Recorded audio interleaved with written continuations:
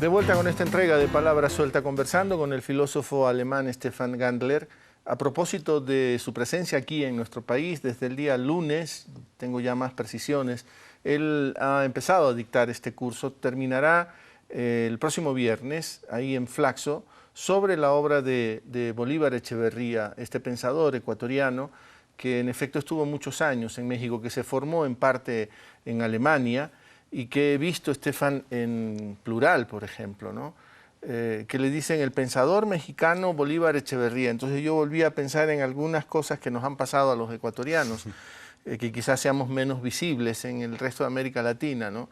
Que cuando tienes a alguien que se destaca en las artes o en el pensamiento, deja de ser ecuatoriano, pasa a ser del país en donde está trabajando. Por supuesto que a Bolívar se le puede decir ecuatoriano mexicano, porque hizo mucho de su trabajo en México, ¿no? Pero es ecuatoriano y eso nos envía a nosotros un fuerte mensaje, ¿no? A Bolívar Echeverría hay que recuperarlo, hay que seguirlo recuperando. Sí, por supuesto, y ahorita que estoy aquí por primera vez me doy cuenta que la forma de hablar, la forma de argumentar de Bolívar sí tiene mucho que ver con la forma de hablar, de argumentar que me encuentro aquí. Entonces, antes no lo tenía tan claro, sabía, ¿no? Obviamente que él había nacido aquí, que había vivido aquí muchos años, que tiene todavía muchísimo contacto, que vino mucho aquí a dar cursos, está con su familia, con sus amigos, con sus colegas, etcétera.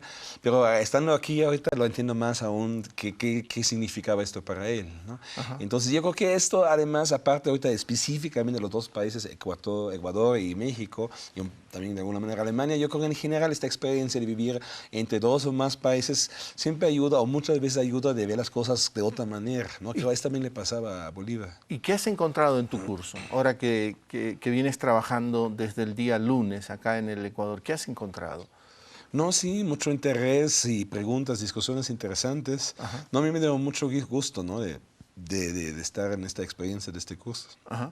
En Flaxo, ¿no? Yo Sí. preguntaba, aparte de la organización, que ya lamentablemente ya no se puede inscribir más gente, que ya estás a mitad del curso que se va a terminar el día viernes. Tenemos más llamadas telefónicas y quiero dar paso a una nueva llamada telefónica. Walter Mena, de la ciudad de Quito. Buenas noches. Adelante, por favor, con su comentario. Sí, señor Lazo, muchas gracias. Y al señor panelista Stefan Gandler, agradeciéndole mucho por reflexionar acerca del pensamiento de nuestro compatriota Bolívar Echeverría. Permítanme hacer una reflexión respecto al tema. A partir de la posguerra, después el crecimiento con equidad, luego las potencialidades humanas planteadas por Amartya Sen, el neoliberalismo, el desarrollo humano, en fin, planteado por las Naciones Unidas, todos estos modelos de desarrollo tienen como denominador común la pobreza. El índice de Perkins, que sirve para establecer la pobreza entre el 10% más pobre y el 10% más rico de una sociedad, aumentó en el Ecuador de 13 en el 95 a 40 en el 2010. ¿Será posible, no es cierto, que el modelo de desarrollo que sintetiza el crecimiento económico, la equidad social, la protección del ambiente, sea una salida? ¿O estamos condenados definitivamente a seguir siendo pobres y aún miserables, a pesar de los modelos de desarrollo? Gracias, señor Lazo. A usted, Stefan. Bueno, justo hoy en el curso estamos hablando de este tema. No conozco, la verdad, la situación económica, social concreta de Ecuador, pero en general el sistema capitalista, y Ecuador es parte de él, el problema hoy en día no es la falta de productos, no es la falta de comida. O sea, el problema es que se crea, y Bolívar Echeverría insistía mucho siempre en esto, se crea una escasez artificial. La pobreza hoy en día está producido a propósito y artificialmente por decisiones políticas, ¿no? Entonces, por lo menos a nivel general así beneficia del capitalismo, entonces no sé si necesariamente es necesario desarrollar cada vez más la producción, porque la producción ya está. El problema no es, sino el problema es hay que reducir la destrucción de los bienes producidos, hay que reducir la producción de bienes innecesarios, ¿no? En el curso hablamos de todos los empaques, ¿no? Cada producto que compramos, la tercera parte de lo que pagamos es basura. ¿No? Entonces, esto habría que cambiar, no tanto aumentar la productividad, pero cambiar la calidad de la producción. ¿No? Es lo que Bolivia llama, junto con Marx, el valor de uso. ¿No? Analizar cuáles en tu valores... libro le dedicas un importante capítulo. Sí, claro, sobre el tema del valor de uso, su relación con el signo, los valores de uso como un sistema de comunicación de alguna manera.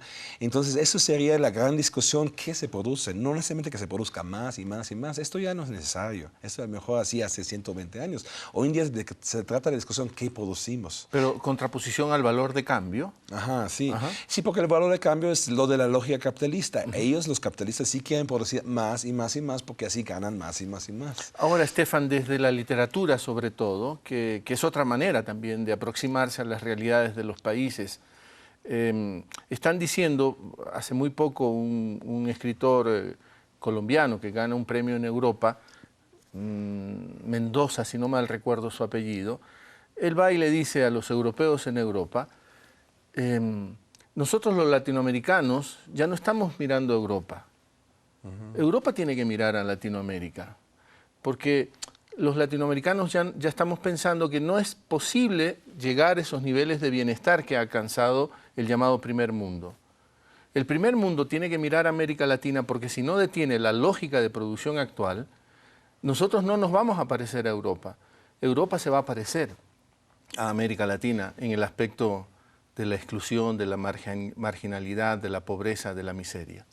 Sí, efectivamente eso está pasando, ¿no? Por ejemplo, lo que empezó Pinochet en América Latina con la destrucción, ¿no?, del sistema de jubilaciones y la privatización de eso, esto ya se está retomando en Europa.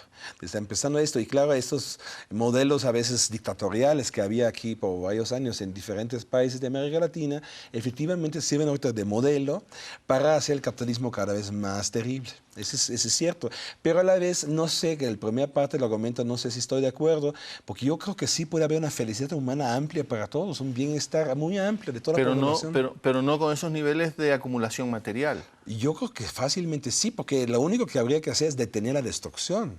Porque hoy en día, justo en la clase hablamos de eso, hay un modelo donde casi todo, o una gran parte de lo que se produce se destruye, ¿no? En Alemania y también en Estados Unidos había un programa de destrucción de coches hace un año o dos, cuando era la crisis muy fuerte, donde sistemáticamente se destruyeron coches con dinero del gobierno para mantener estable el mercado de los coches. Entonces, más bien, yo creo que no habría ningún problema que todo el mundo viva bien, con una casa bonita, etcétera, etcétera. El problema es que hay que dejar de producir basura, hay que dejar de destruir sistemáticamente todo, ¿no? Porque es lo que se hace el capitalismo. Yo creo que el problema no es tanto frenar, digamos, la felicidad humana o el bienestar, sino cambiar desde el sistema económico, ¿no? Hacer un sistema económico que puede vivir sin producir escasez. ¿Y hasta dónde fortalecemos al Estado, Estefan?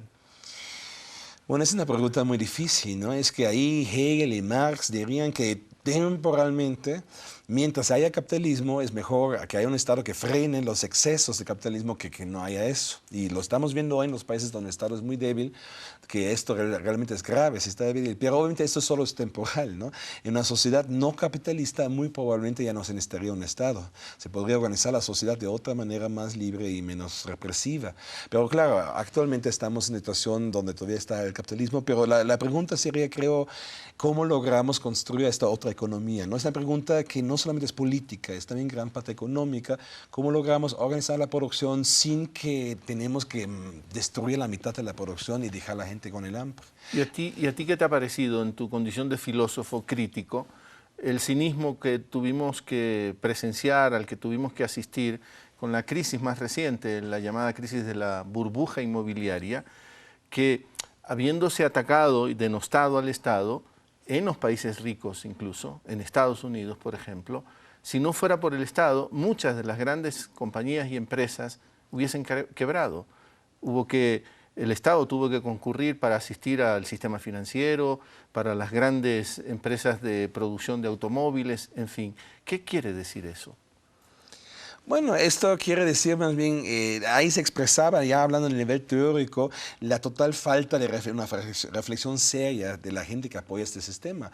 Porque todos los teóricos que apoyaban el capitalismo de un día al otro cambiaban de opinión y como bien dijiste, tenían ningún problema que el Estado interviniera de una manera masiva, muy masiva, en el rescate de los bancos, las empresas, etc. Y ningún teórico de burgués protestaba. Ahí se nota que en verdad no hay una teoría económica burguesa, no existe. Hay una pseudo-teoría, una ideología disimulada o se aparenta ser una teoría, pero no tienen teoría, ¿no? Porque un teórico serio no cambia así sus opiniones como sus calzones, ¿no?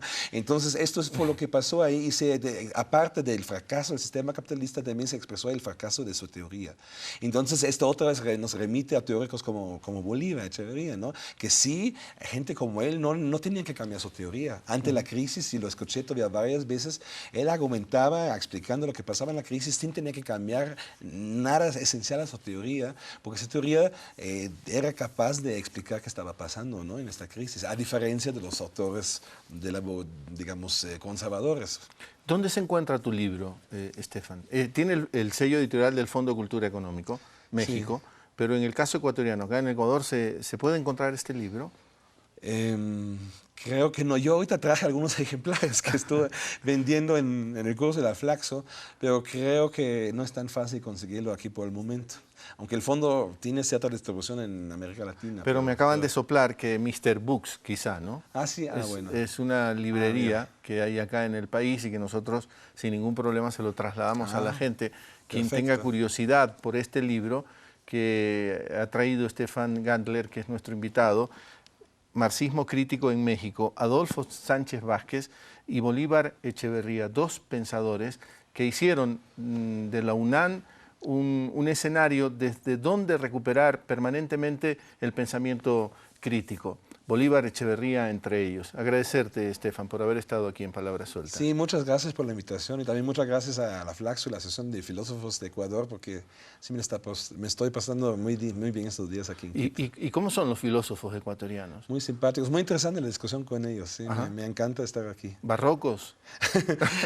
Bueno, no, eso es parte de la discusión, pero obviamente hay elementos también de eso seguramente, sí. Agradecerte, reiterarte el agradecimiento, bueno, Estefan. O Stefan Gandler. A usted, como siempre, al final le agradecemos la compañía. Pásela bien.